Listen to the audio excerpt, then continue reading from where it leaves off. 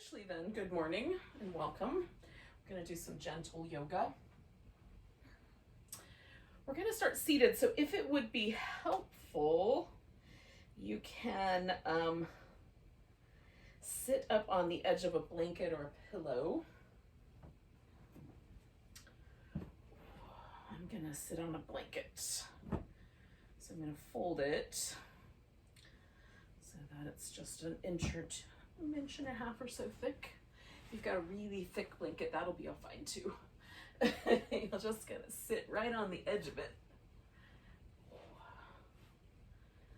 So it sort of is just under the sit bones, and that gives the hips just a little bit of a rise above where the knees are, and often makes sitting a little more comfortable. And if it's fine to sit without, that's also fine. Let the shoulders drop away from the ears a bit. Your arms can rest on this is the mudra of calm abiding, with the palms down. You could also do palms up. I do that sometimes when I'm feeling like I want to be slightly more attentive to the hands, or you can cup one palm inside the other if you like. Just find a position that feels like the shoulders can relax and the arms are steady. And try to find that place where your pelvis is neutral, the spine is relatively neutral. The chin can be a little lower if that's helpful.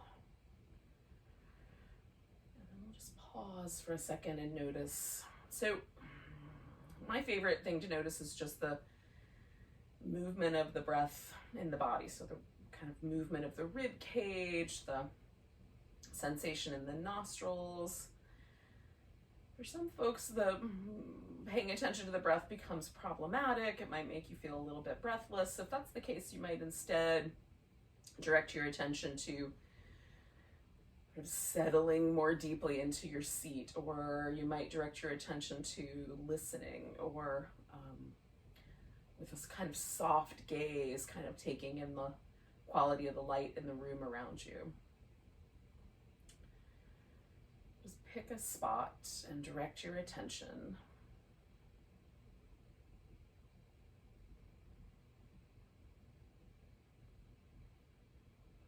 So that we slow down the thought process and get in touch with just this one moment that we're in right now.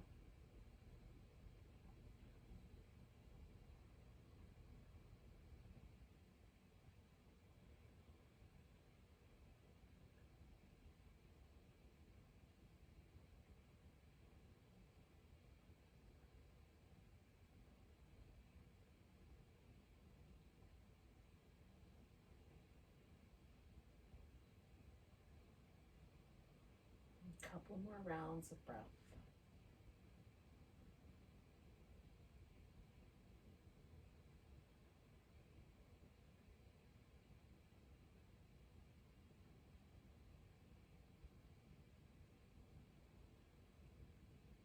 Now, with your eyes open or closed, we're going to drop the chin forward so we feel the back of the neck kind of lengthen. Just sort of lean the head a little bit to the right and a little bit to the left. I'm just going back and forth. So there's little extra stretch on one side and then a little extra stretch on the other. Compare the two sides and just see if one side feels a little tighter than the other. You may want to linger on the tighter side for a little bit longer, but if not, just keep with this rhythm of one side. I take an inhale and then switch sides and then take an inhale. Repeat that a couple more times.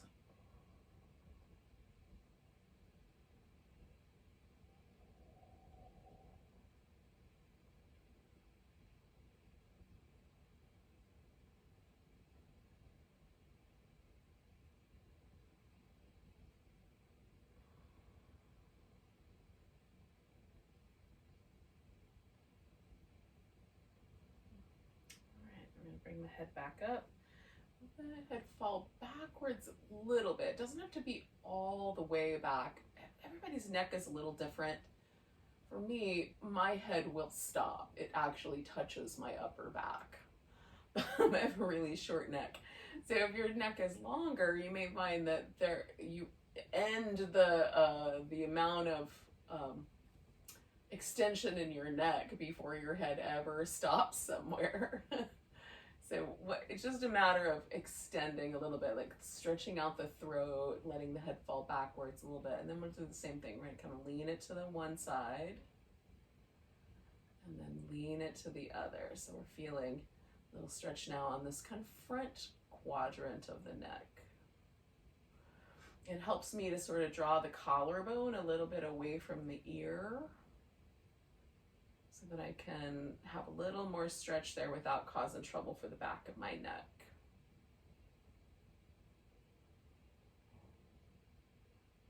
Good. I'm just floating from one side to the other because they feel fairly even today. Sometimes I have one side that's a little tighter than the other. Maybe I linger a little bit. For today, it's fairly even. So I'm just going one side to the next.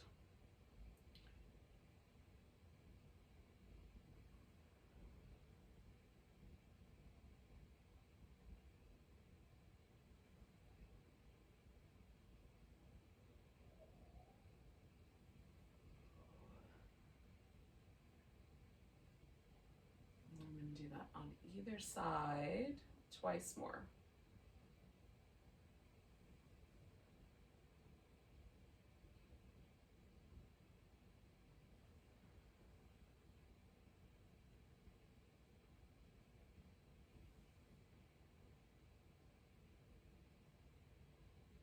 Okay, so I'm just going to come back to the center and bring my head back to level. With the chin level, I'm going to turn and look over one shoulder. So I'm doing a twist, but just with the neck. And then turn and look over the opposite shoulder. And again, just comparing, is it the same range of motion on both sides? Sometimes for me, there's sensation with this, like especially when I get near the end of my range of motion, I might feel a little bit of stretch in some of the muscles in my neck.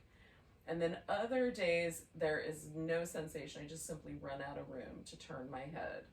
Today, there's sensation. So I'm pausing as soon as I feel something.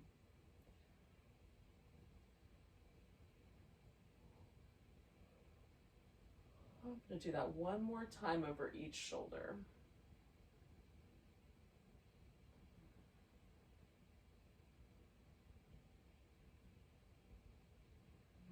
Even it out. And come back to the middle. All right. So just noticing just simply now the way my shoulders feel in relationship to my head, my arms. A change has occurred. It feels like there's a tiny bit more room right there between the bottom of my earlobe and my shoulder. That's always good for me. All right, we're gonna roll the shoulders through a little range of motion. So I'm taking mine, kind of squishing them together, pulling them down, pushing them forward so they're in a rotation, pulling them up.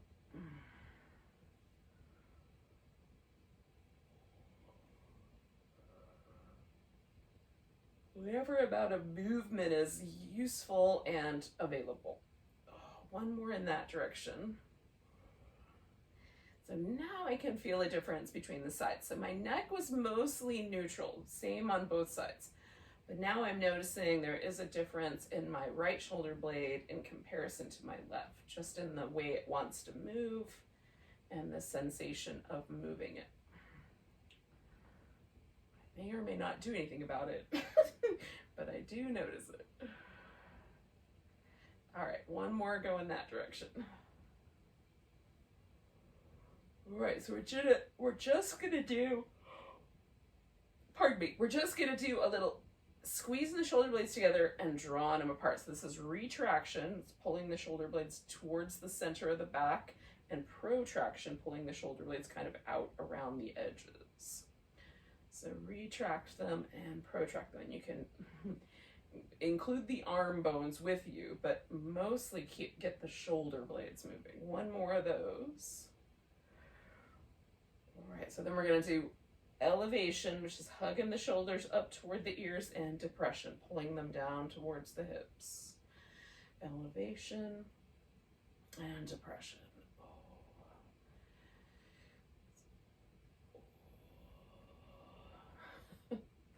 Elevation, depression. We'll do that twice more. Up and down, and one more time, up and down. All right, so then we're going to do just isolate rotation. So I'm taking the shoulder blade and rotating it forward. The arm bone is going to go with, the elbow is going to wind up sticking around behind me. As I bring it back to neutral, the elbow will find a neutral zone. Opposite side, shoulder rotation. Rotation, rotation. You can rotate both and back, but I get a better rotation if I do just one side at a time. I can feel it go ripple all the way over to the other side up underneath the tip of the shoulder blade. All right, 2 more of those.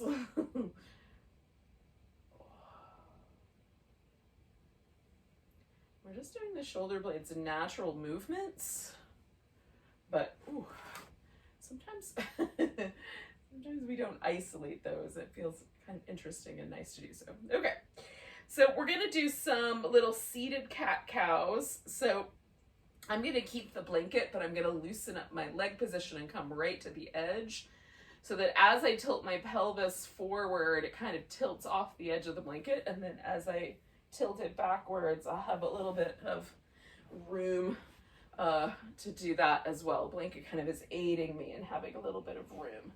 So tilt the pelvis forward, broaden the chest. There's a little kind of, it's almost like a, little like ship's masthead, cobra-like movement. And then we'll round back. Oh, like we're curling into a little seed.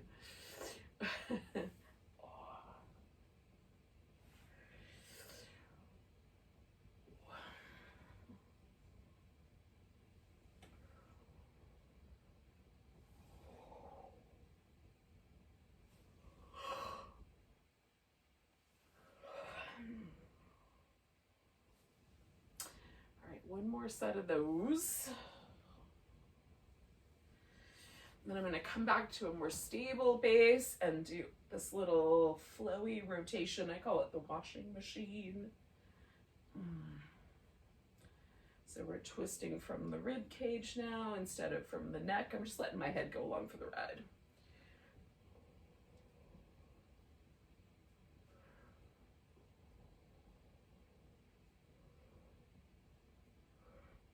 All right, so I'm gonna twist around one more time and pause.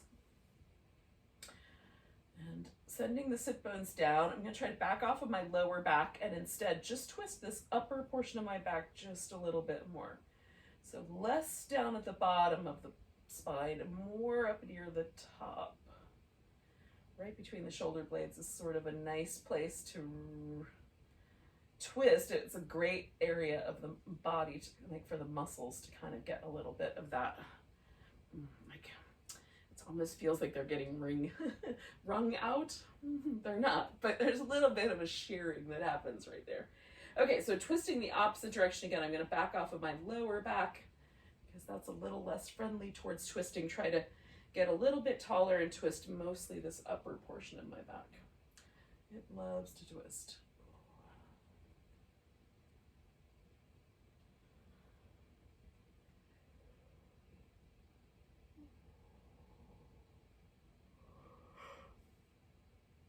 Ooh, 2 more breaths. I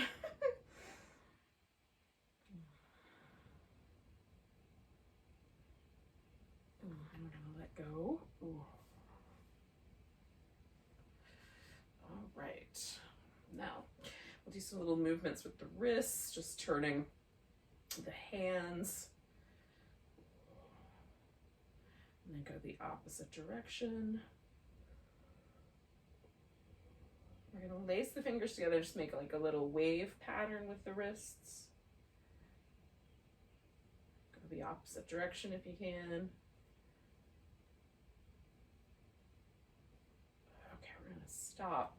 So one hand, I'm gonna stretch my thumb and my pinky finger away from each other, and then just gently draw the hand back without causing any trouble. Just a little extra sensation there, and then I'm gonna let the hand fold the other direction, give it a little stretch. Pull it back, spread the pinky and the pinky finger and the thumb away from each other. And then a little opposite direction, one more time. Pinky finger and the thumb stretch out. And that side, a little shake out, stop in the name of love on this side. Pinky and thumb stretch away from each other, pull back a little bit.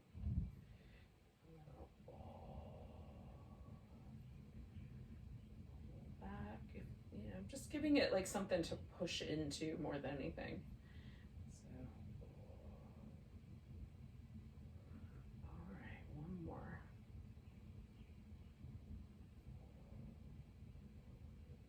Give that a little shake out.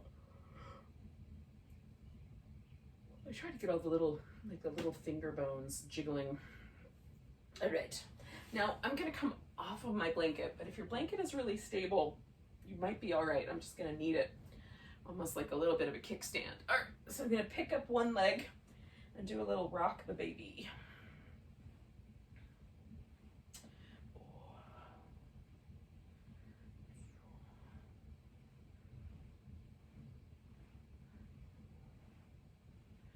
Now I'm gonna straighten out the other leg and bring that one down so that they kind of align there a little bit. I'm gonna fill in the gap underneath my knees with my blanket. So that's mostly for comfort, but if it helps you, definitely do it. You might only need it under one knee, you might need it under the other. Okay, I've got it under both. So this foot can be closer in towards the groin, or you can have the foot all the way out toward the ankle. You can also separate the thighs a little bit more so that there's space in between those two. That's up to you. If you come closer to the midline and fold, it's going to be more kind of in the back of the leg. Wider legs get a little more in the inner thigh. So we're just folding towards this leg, and then I'm backing off a little bit, and then bringing the pelvis forward towards this leg. Backing off a little bit. I'm going to do that one more time and then stay put for a few breaths. So just finding the spot where I just experienced the stretch down the back of my leg. You don't have to hold onto the foot, but you can if it's a handle within reach.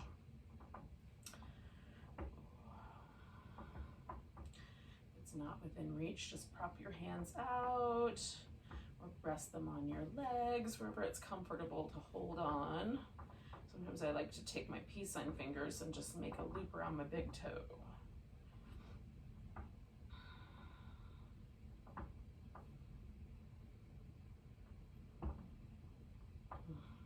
Nice deep breaths, 2 more. I'm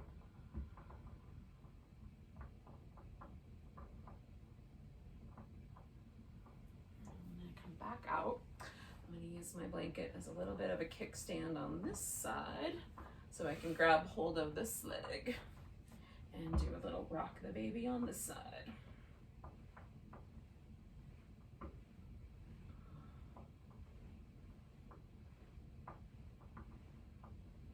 I'm moving at the hip socket. Okay, so I'm going to straighten out the other leg and bring this guy down where it feels like is a good spot to bring it down. I'm going to fill in the gap underneath my knees. My pants are not operating, but hopefully that's not an issue for you. Alrighty, so then I'm going to just tilt my pelvis forward and back off.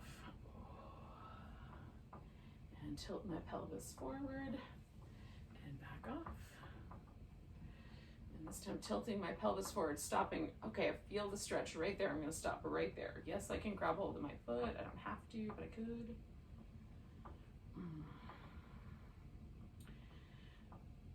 For me, this side just feels a little bit different than the other side. Notice for yourself too. Are you symmetrical exactly or a little asymmetrical? There's no goal towards symmetry, by the way. Not in your body. Human bodies are not symmetrical things.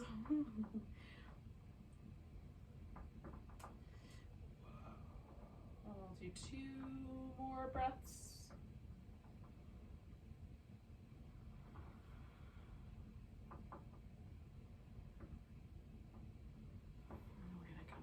Up. Now I'm going to bring the feet towards the center.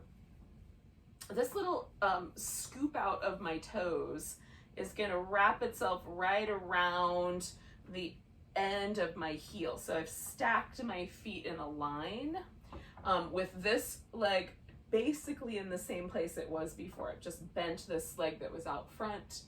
I'm going to fold forward. So I've got 2 bent legs. The knees are filled in. And I've got my feet one stacked in front of the other.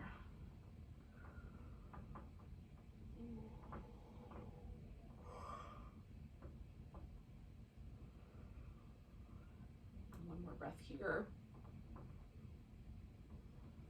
Now I'm going to take this foot that's closest to me, I'm going to take that out and match it to this other one and fold.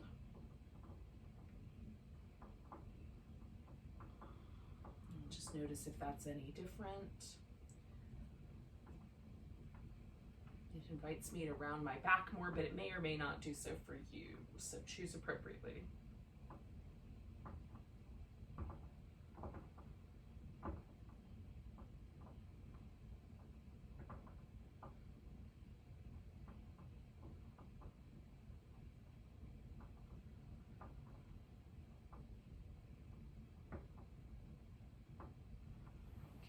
Come up now. This leg that I met the last time, I'm going to take that one and bring it in.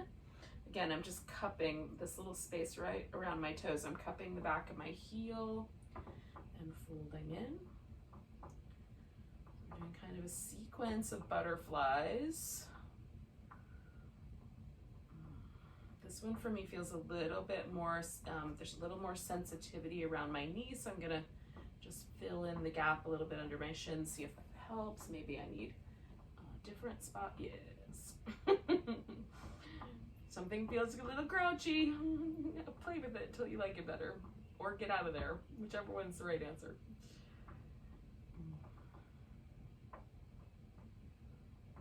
All right, I'm going to take one more breath. And then I'm going to come back out and I'm going to draw both feet now into the tightest position they're willing to go into.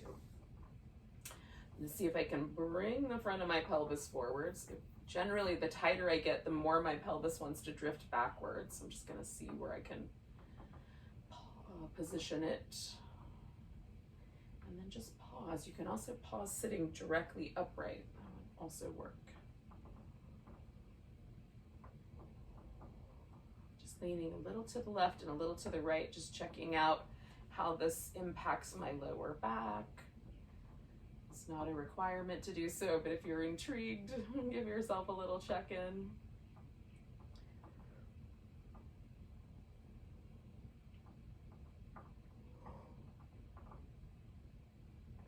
Ever so slight tilt from one side to the next. Come out of there. I'm going to straighten out one leg, doesn't matter which one. Side bend over that leg.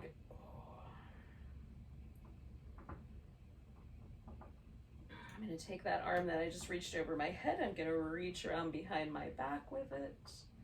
Look up at the ceiling. Look down at my toe. Look up at the ceiling. Down at my toe, and one more of those, looking up at the ceiling. And down at my toe. And then coming out, I'm going to give that arm a little shake. I'm going to switch which leg is stretched out. Side bend over.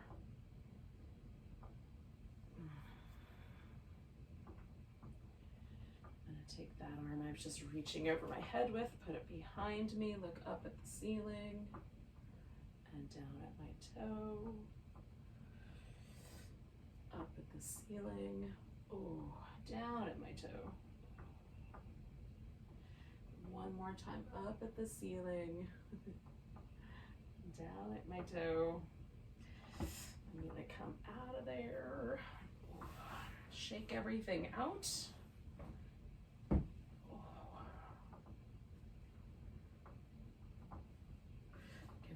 legs a little shake out.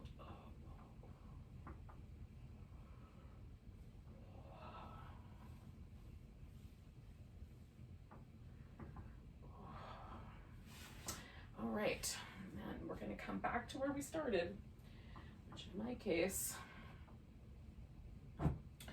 was sitting on a blanket right on the edge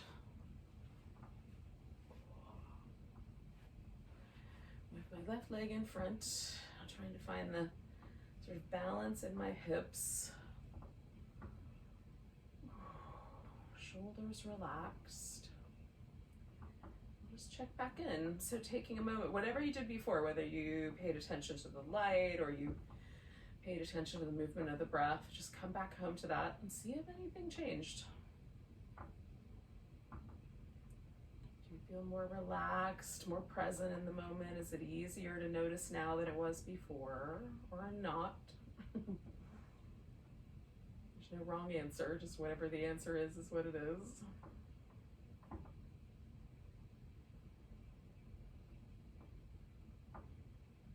Take 2 more breaths.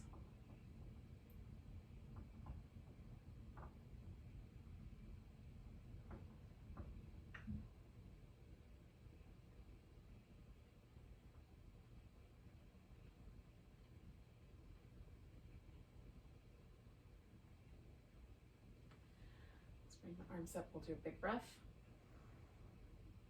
Bring the palms together. Thank you for joining me for some morning yoga. Namaste.